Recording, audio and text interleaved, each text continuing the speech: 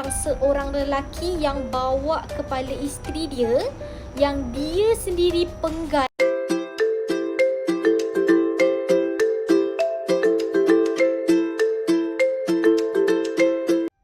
Hai korang, welcome back to my channel. So aku seriously harap korang baik-baik sahaja. And memandangkan hari ni hari Ahad, aku decide nak cerita dekat korang satu cerita yang simple-simple, yang ringan-ringan sahaja. And 2-3 hari ni di TikTok For You page aku ni dipenuhi dengan satu video tentang seorang lelaki yang bawa kepala isteri dia yang dia sendiri penggal, jalan dekat jalan raya sambil tersenyum. So aku dah baca most of the news article, blog dan juga kebanyakan interview yang dibuat berkenaan dengan kes ni. So walaupun kes ni masih lagi ongoing, aku nak cerita sedikit lah tentang facts and rumours yang aku dapat berkenaan dengan kes ni. So aku sure korang pun nak tahu. Kisah dia bermula macam ni, pasal seorang remaja perempuan di Iran bernama Mona Hedri yang masa tu dia berumur 17 tahun. And Mona ni dikatakan salah satu mangsa child marriage ataupun perkahwinan kanak-kanak. So dekat Iran benda ni normal lah sebenarnya. Kebanyakan remaja dan budak-budak perempuan dipaksa berkahwin awal lah, dalam 10-11 tahun macam tu. And Mona ni sendiri dipaksa kahwin oleh ayah dia dan juga keluarga dia, berkahwin dengan seorang sepupu lelaki dia bernama Sajjad Hedri. Masa tu dia berumur 12 tahun. And masa dia umur 14 tahun, Mona ni pregnant dan melahirkan seorang kanak-kanak lelaki, iaitu anak pertama dia dengan Sajjad Hedri sepupu dia ni tadi. So dikatakan sepanjang perkahwinan antara Mona dan Sajjad Hedri, Sajjad ni selalu dera Mona. Maksudnya dalam perkahwinan dia tu Sajjad ni sangat violence lah terhadap Mona ni. And Mona dah banyak kali buat report dengan balai polis dan juga report dengan ayah dia lah. Tapi dekat Iran, adalah sangat sukar untuk seorang perempuan buat report ataupun mengadu tentang suami dia ataupun rumah tangga dia sendiri atas dasar menjaga aib keluarga. So dia ada minta bercerai lah dengan ayah dia, tapi ayah dia tak bagi sebab dia kata Sajjad ni dah providekan hidup yang baik dah kepada Mona dan anak ni in terms of financial macam tu. So Mona ni tak diizinkan untuk bercerai dengan Sajjad, walaupun Sajjad ni pukul dia hari-hari.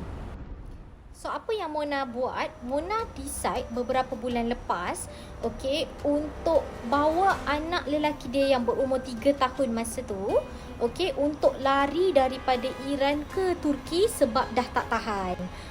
So Mona ni larilah kat sana dan duduk dekat sana beberapa hari tak salah aku.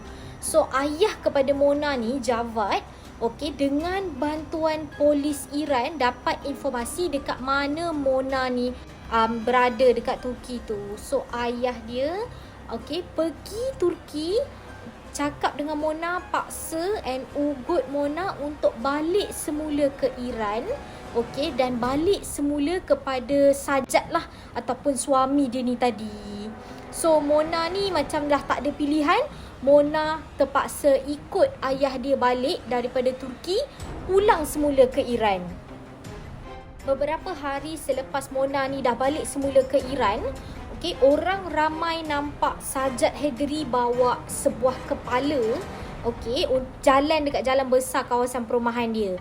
And kepala yang dibawa tu sebenarnya adalah kepala Mona. So dia sendiri yang penggal kepala Mona ni atas alasan honor killing. So bila ditanyalah kenapa Sajjad penggal kepala Mona, dia bagi tahu sebab Mona ni berlaku curang dan dia nak jaga aib keluarga. So Mona ni dikatakan berkenalan dengan salah seorang lelaki Syria yang agak berduit masa tu, yang menjanjikan kehidupan barulah untuk Mona, untuk bawa dia lari daripada Sajjad ni. So katanya Mona ni terpengaruh dan ikut lelaki Syria ni bawa anak dia lari ke Turki. So itu apa yang Sajjad bagi tahulah. Sad to say, bila aku baca yang ayah kepada Mona ni tadi, Javad, okey, bersetuju sepenuhnya dengan apa yang Sajat dah buat dekat Mona atas alasan untuk menjaga nama baik keluarga. Macam tu lah. So aku pun macam pelik lah, kenapa kan? So after pembacaan demi pembacaan, aku realise yang honor killing ni adalah salah satu culture dan budaya masyarakat di Iran, di mana bukan Mona sahaja yang menjadi mangsa honor killing ni. So kalau korang nak tahu, banyak gila kes dekat Iran di mana strangers ataupun ahli keluarga sendiri membunuh, okey, dan mangsanya dikatakan adalah orang yang memalukan ataupun buat sesuatu yang mengaibkan keluarga. Dia dah jadi trend, dah jadi budaya dekat Iran. Dan aku terjumpa dengan kes pembunuhan Baba Kharamdin, okey, yang dikatakan juga dibunuh atas dasar honor killing oleh orang yang tak disangka-sangka, oleh orang yang korang tak sangka akan membunuh. Okey, so kisah Baba Kharamdin ni, okey, bermula bila orang jumpa mayat, okey, seorang lelaki dalam luggage dalam keadaan dipotong kecil-kecil dan dibuang di tempat sampah.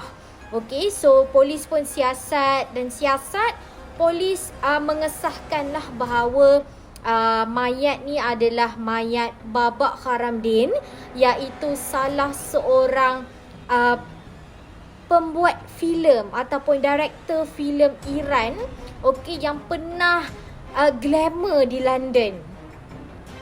Sebelum Baba Kharamdin bekerja dan pindah ke London, okey, Baba Kharamdin ni dia belajar di University of Tehran. Okay, and then dia sambung dekat London ambil fine art, okay, dan juga movie making ataupun film making. And dia ada buat banyak movie dan short film di London. So disebabkan mak dan ayah dia di Iran dah agak tua, iaitu ayah dia Akbar Kharamdin dah masa tu umur 81 tahun dan mak dia Iran Kharamdin dah umur 74 tahun. Dia decide untuk balik dan bekerja dekat Iran.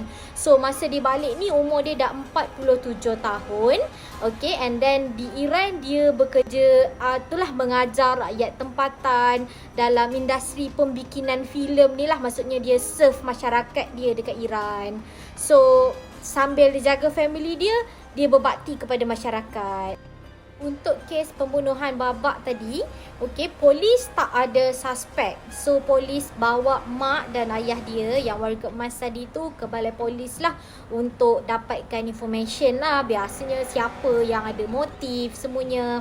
So selepas disiasat, mak dan ayah Baba ni, okey, mengaku bahawa diorang lah yang bunuh Baba, okey, dan buang ke tempat sampah atas alasan honor killing, sebabkan Baba masa tu dah umur 47 tahun tapi masih belum berkahwin.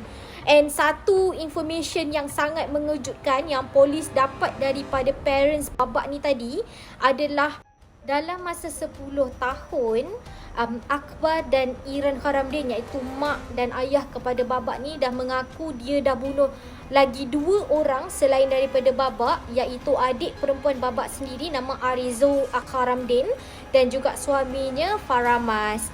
Okey, so diorang ni dibunuh dengan cara yang sama macam mana Baba ni dibunuh, iaitu mak dan ayah dia ni akan dadahkan dia dulu. Okey, selepas dah dibagi dadah, ditikam sampai mati, dipotong kecil-kecil, masukkan dalam luggage dan buang dekat tempat sampah. Okey, betapa kejamnya mak dan ayah sendiri. And dikatakan Arizo, adik perempuan kepada Baba tu, dibunuh sebab dia selalu bawa balik lelaki ke rumah. Dan Faramas tu dibunuh sebab dia tu suka dera Arizo dan juga selalu menggunakan dadah. Polis Iran mengaku bahawa masa kehilangan Arizo dan Faramas ni tadi 10 tahun lepas, okey, polis tak pernah buat apa-apa siasatan sebab mak dan ayah kepada Baba dan Arizo ni tadi mengaku yang anak perempuan dia Arizuni kononnya lari dengan Faramas dan duduk dekat luar negara. So basically kes tu ditutup macam tu je, tiada siasatan yang dibuat. Sampaikanlah mayat babak ni dijumpai dan parents dia ni mengaku. So bila ditanya dekat mak dia, okey, apa perasaan dia, kenapa dia sanggup bunuh anak-anak dia, mak dia cakap plan tu datang daripada ayah dia ataupun Akbar tadi. Okey, tapi dia sikit pun tak rasa menyesal memandangkan ketiga-tiga mangsa ni dah banyak membuatkan dia sedih dan malu. Akbar dan Iran ni malah rasa macam bangga gila sebab diorang ni dapat melindungi maruah keluarga. Okey, and diorang ni mampulah mencegah keluarga dia ni daripada rasa malu akibat daripada perbuatan-perbuatan orang-orang ni. Okey, so kalau korang tengok gambar Akbar dan Iran Haramdin sewaktu perbicaraan, korang akan tengok tak ada rasa menyesal langsung. Diorang malah tersenyum and happy gila. Okay, so aku tahu benda ni dia jadi budaya and culture sebab salah satu ahli politik Tehran masa tu, Muhammad Al-Najafi, pun mengaku dekat live television, okay, bahawa dia pun buat honor killing.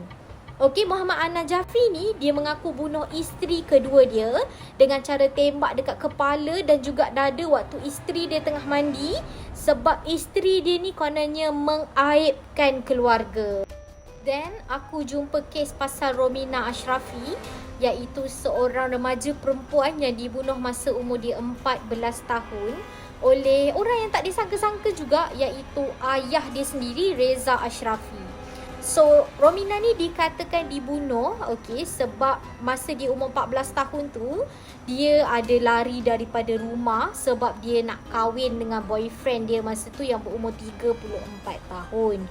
Okay, so dalam lepas 5 hari Romina ni lari daripada rumah, atas bantuan polis Iran juga, ayah kepada Romina ni iaitu Reza Ashrafi jumpa dekat mana Romina.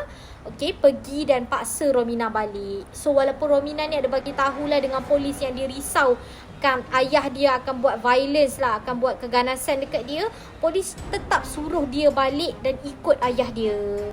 Reza Ashrafi ni then decide untuk penggal kepala Romina menggunakan sabit rumput sewaktu Romina ni tidur pada waktu malam. Okey, atas alasan honor killing dan menjaga nama baik keluarga. So Reza ni dijatuhkan hukuman penjara selama 9 tahun. Okey, dan pembunuh babak tadi, mak dan ayah babak tu dipenjara selama 10 tahun sahaja.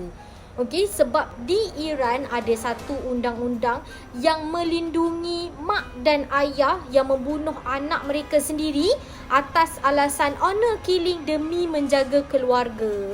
So korang bayangkanlah, yang membunuh tu cuma kena penjara 9 tahun, 10 tahun sahaja walaupun dibunuh dengan cara kejam, iaitu penggal kepala, potong, buang.